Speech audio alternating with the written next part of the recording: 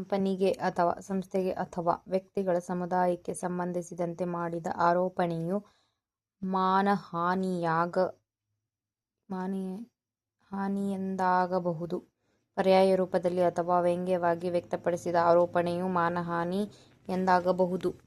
ಯಾವುದೇ ಆರೋಪಿಯು ಪ್ರತ್ಯಕ್ಷವಾಗಿ ಅಥವಾ ಪರೋಕ್ಷವಾಗಿ ವ್ಯಕ್ತಿಯ ಗೌರವ, ಘನತೆಯನ್ನು, ಆ ಆರೋಪಣೆಯು ಆ ವ್ಯಕ್ತಿಯ ನೈತಿಕ ಅಥವಾ ಬೌದ್ಧಿಕ ಚಾರಿತ್ರ್ಯವನ್ನು ಅಥವಾ ಆ ವ್ಯಕ್ತಿಯ ಜಾತಿಗೆ ಅಥವಾ ಉದ್ಯೋಗಕ್ಕೆ ಸಂಬಂಧಪಟ್ಟಂತೆ ಆ ವ್ಯಕ್ತಿಯ ಚಾರಿತ್ರ್ಯವನ್ನು ಅಥವಾ ಆ ವ್ಯಕ್ತಿಯ ಗೌರವವನ್ನು ಕುಗ್ಗಿಸುತ್ತದೆ ಎಂದು ಇತರರು ಅಭಿಪ್ರಾಯಪಟ್ಟಿದ್ದ ಹೊರತು, ಅಥವಾ ಆ ವ್ಯಕ್ತಿಯ ದೇಹವು ಅಸಹ್ಯಕರವಾದ ರೀತಿಯಲ್ಲಿದೆ ಎಂದು, ಅಥವಾ ಆ ವ್ಯಕ್ತಿಯ ಚಹರೆಯು ಸಾಮಾನ್ಯವಾಗಿ ಮಾನಗೆಟ್ಟಂತೆ ಕಾಣುವಂತಿದೆ ಎಂದು ನಂಬುವಂತೆ ಮಾಡಿದ್ದ ಹೊರತು ಆ ವ್ಯಕ್ತಿಯ ಖ್ಯಾತಿಗೆ ಹಾನಿಯುಂಟು ಮಾಡುತ್ತದೆಂದು ಹೇಳಲಾಗುವುದಿಲ್ಲ. ಸತ್ಯ ಸಂಗತಿ ಕುರಿತಂತೆ ಯಾವ ಆರೋಪಣೆಯನ್ನು ಸಾರ್ವಜನಿಕ ಹಿತದೃಷ್ಟಿಯಿಂದ ಮಾಡುವುದು ಅಥವಾ ಪ್ರಕಟಿಸುವುದು ಅಗತ್ಯವೋ ಅಂತಹ ಆರೋಪಣೆ ಯಾರೇ ವ್ಯಕ್ತಿಗೆ ಸಂಬಂಧಿಸಿದಂತೆ ಯಾವುದೇ ಸತ್ಯ ಸಂಗತಿಯನ್ನು ಬಯಲಿಗೆಳೆಯಲು ಆರೋಪಿಸುವುದು ಅಥವಾ ಆರೋಪವನ್ನು ಪ್ರಕಟಿಸುವುದು ಸಾರ್ವಜನಿಕ ಹಿತದೃಷ್ಟಿಯಿಂದ ಅವಶ್ಯಕವಾಗಿದ್ದರೆ ಹಾಗೆ ಆರೋಪಿಸುವುದು ಹಾನಿಯೆನಿಸುವುದಿಲ್ಲ. ಹಾಗೆ ಮಾಡುವಾಗ ಸಾರ್ವಜನಿಕ ಹಿತದೃಷ್ಟಿಯುಂಟೇ ಅಥವಾ ಇಲ್ಲವೇ ಎಂಬ ಸಂಗತಿ ಪ್ರಶ್ನೆ. ಎರಡನೇ ಅಪವಾದ, ಲೋಕ ನೌಕರರ ಬಹಿರಂಗ ವರ್ತನೆ. ಸಾರ್ವಜನಿಕ ಕಾರ್ಯವನ್ನು ನಿರ್ವಹಿಸುತ್ತಿರುವ ಲೋಕ ನೌಕರವ ನಡತೆಗೆ ಸಂಬಂಧಿಸಿದಂತೆ ಅಥವಾ ಆತನ ಚಾರಿತ್ರ್ಯವು ಆ ನಡತೆಯಲ್ಲಿ ಕಂಡುಬರುವಷ್ಟ ಮಟ್ಟಿಗೆ ಮಾತ್ರವೇ ಅವನ ಚಾರಿತ್ರ್ಯಕ್ಕೆ ಸಂಬಂಧಿಸಿದಂತೆ, ಆದರೆ ಅಷ್ಟನ್ನು ಮೀರದಂತೆ ಯಾವುದೇ ಬಗೆಯ ಅಭಿಪ್ರಾಯವನ್ನು ಸದ್ಭಾವನೆಯಿಂದ ವ್ಯಕ್ತಪಡಿಸುವುದು ಮಾನಹಾನಿ ಎಂಬುದಾಗುವುದಿಲ್ಲ.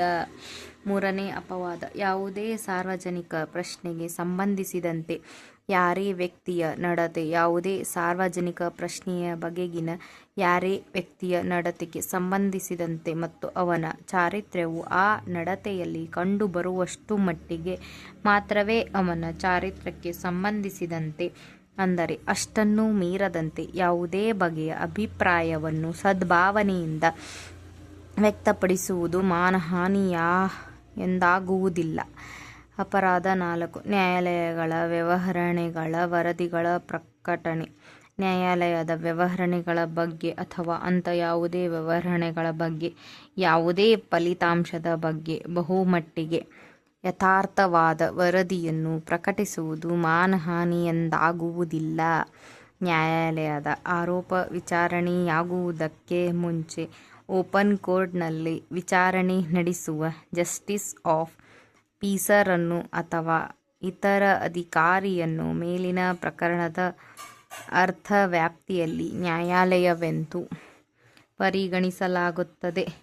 ನ್ಯಾಯಾಲಯದಲ್ಲಿ ತೀರ್ಮಾನವಾದ ಮೊಕದ್ದಮೆಗಳ ಗುಣಾವಗುಣಗಳು ಅಥವಾ ಸಾಕ್ಷಿಗಳ ಮತ್ತು ಸಂಬಂಧಪಟ್ಟ ಇತರರ ವರ್ತನೆ. ನ್ಯಾಯಾಲಯವು ತೀರ್ಮಾನಿಸಿದ ಯಾವುದೇ ಸಿವಿಲ್ ಅಥವಾ ಕ್ರಿಮಿನಲ್ ಮೊಕದ್ದಮೆಯ ಗುಣ ಅವಗುಣಗಳಿಗೆ ಸಂಬಂಧಿಸಿದಂತೆ ಅಥವಾ ಅಂಥ ಯಾವುದೇ ಮೊಕದ್ದಮೆಯಲ್ಲಿ ಪಕ್ಷಕಾರರ ಸಾಕ್ಷಿ ಅಥವಾ ಏಜೆಂಟ್ನಾಗಿರುವ ಯಾರೇ ವ್ಯಕ್ತಿಯ ವರ್ತನೆಗೆ ಸಂಬಂಧಿಸಿದಂತೆ ವ್ಯಕ್ತಿಯ ಚಾರಿತ್ರ್ಯವು ಆ ವರ್ತನೆಯಲ್ಲಿ ಕಂಡುಬರುವಷ್ಟರ ಮಟ್ಟಿಗೆ ಮಾತ್ರವೇ ಅವನ ಚಾರಿತ್ರ್ಯಕ್ಕೆ ಸಂಬಂಧಿಸಿದಂತೆ, ಆದರೆ ಅಷ್ಟನ್ನು ಮೀರದಂತೆ ಸದ್ಭಾವನೆಯಿಂದ ಯಾವುದೇ ಬಗೆಯ ಅಭಿಪ್ರಾಯವನ್ನು ವ್ಯಕ್ತಪಡಿಸುವುದು ಮಾನಹಾನಿಯಾಗುವುದಿಲ್ಲ.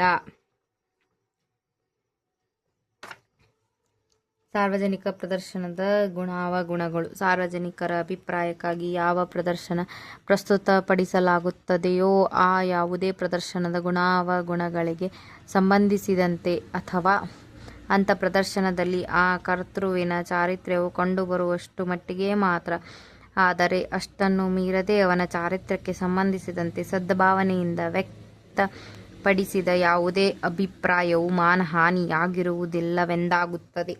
ಪ್ರದರ್ಶನವನ್ನು ಸಾರ್ವಜನಿಕ ಅಭಿಪ್ರಾಯಕ್ಕಾಗಿ ಸ್ಪಷ್ಟವಾಗಿ ಆಗಲಿ ಅಥವಾ ಹಾಗೆ ಸಾರ್ವಜನಿಕರ ಅಭಿಪ್ರಾಯಕ್ಕಾಗಿ ಪ್ರಸ್ತುತಪಡಿಸಲಾಗಿದೆ ಎಂದು ಕರ್ತೃವಿನ ಯಾವ ಕಾರ್ಯಗಳಿಂದ ಇಂಗಿತವಾಗುತ್ತದೆಯೋ ಆ ಕಾರ್ಯಗಳಿಂದಲೂ ಪ್ರಸ್ತುತಪಡಿಸಬಹುದು. ಇನ್ನೊಬ್ಬನ ಮೇಲೆ ಕಾನೂನುಬದ್ಧ ಅಧಿಕಾರವನ್ನು ಹೊಂದಿರುವ ವ್ಯಕ್ತಿಯು ಅವನನ್ನು ಕುರಿತು ಸದ್ಭಾವನೆಯಿಂದ ಮಾಡಿದ ಖಂಡನೆ. ಇನ್ನೊಬ್ಬ ವ್ಯಕ್ತಿಯ ಮೇಲೆ ಕಾನೂನಿನಿಂದ ಪ್ರದತ್ತವಾದ ಅಥವಾ ಆ ಇನ್ನೊಬ್ಬನ ಜೊತೆ ಮಾಡಿಕೊಂಡ ಕಾನೂನುಬದ್ಧ ಕರಾರಿನಿಂದ ಉದ್ಭವಿಸಿದ ಯಾವುದೇ ಅಧಿಕಾರವನ್ನು ಹೊಂದಿರುವ ವ್ಯಕ್ತಿಯು ಆ ಇನ್ನೊಬ್ಬ ವ್ಯಕ್ತಿಯ ವರ್ತನೆಯನ್ನು ಕುರಿತು ಅಂಥ ಕಾನೂನುಬದ್ಧ ಅಧಿಕಾರಕ್ಕೆ ಸಂಬಂಧಿಸಿದ ವಿಚಾರಗಳಲ್ಲಿ ಸದ್ಭಾವನೆಯಿಂದ ಯಾವುದೇ ಖಂಡನೆಯನ್ನು ಮಾಡುವುದು ಮಾನಹಾನಿಯಾಗುವುದಿಲ್ಲ. ಅಧಿಕೃತ ವ್ಯಕ್ತಿಯ ಮುಂದೆ ಸದ್ಭಾವನೆಯಿಂದ ಆಪಾದನೆ ಮಾಡುವುದು ಯಾರೇ ವ್ಯಕ್ತಿಯ ವಿರುದ್ಧ ಆಪಾದನೆಯನ್ನು ಆ ಆಪಾದನೆಯ ವಿಷಯಕ್ಕೆ ಸಂಬಂಧಿಸಿದಂತೆ ಆ ವ್ಯಕ್ತಿಯ ಮೇಲೆ ಕಾನೂನುಬದ್ಧ ಅಧಿಕಾರ ಹೊಂದಿರುವ ಯಾರೇ ವ್ಯಕ್ತಿಯ ಮುಂದೆ ಸದ್ಭಾವನೆಯಿಂದ ಮಾಡುವುದು ಮಾನಹಾನಿ ಎನಿಸುವುದಿಲ್ಲ.